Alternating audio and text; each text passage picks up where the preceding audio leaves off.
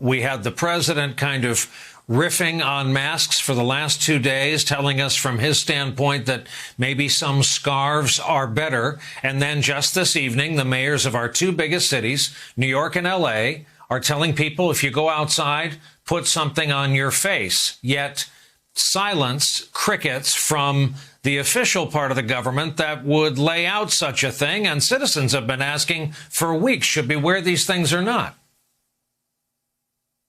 There is no compelling evidence one way or the other that putting a face mask fashioned at home is going to protect you.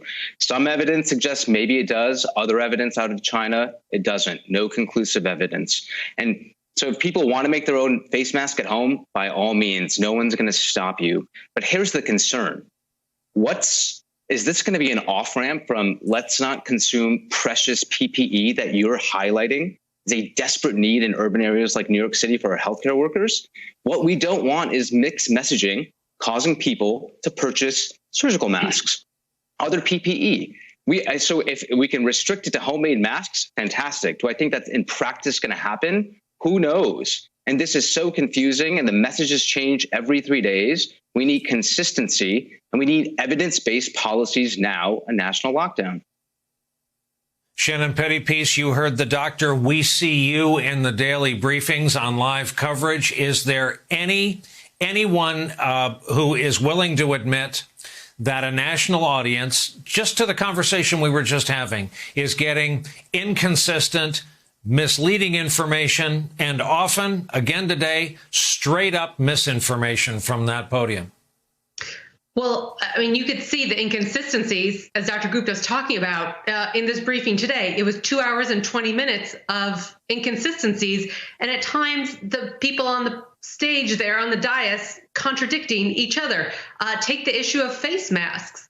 You had the president, when we've asked him about this almost every day this week, is there going to be a recommendation on face masks? And you have the president recommending people wear a scarf and saying that in some ways a scarf could be better than a surgical mask because it is thicker. I mean, maybe the doctor can address that, but I don't see, doctors wearing scarves in the operating room. So I'm going to think maybe a surgical mask is a bit better, but they don't want people going out and buying surgical masks. So the president's talking about scarves.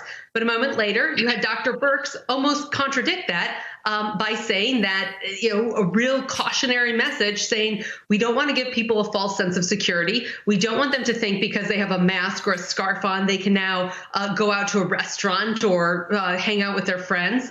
So just in a breath, you have them contradicting each other.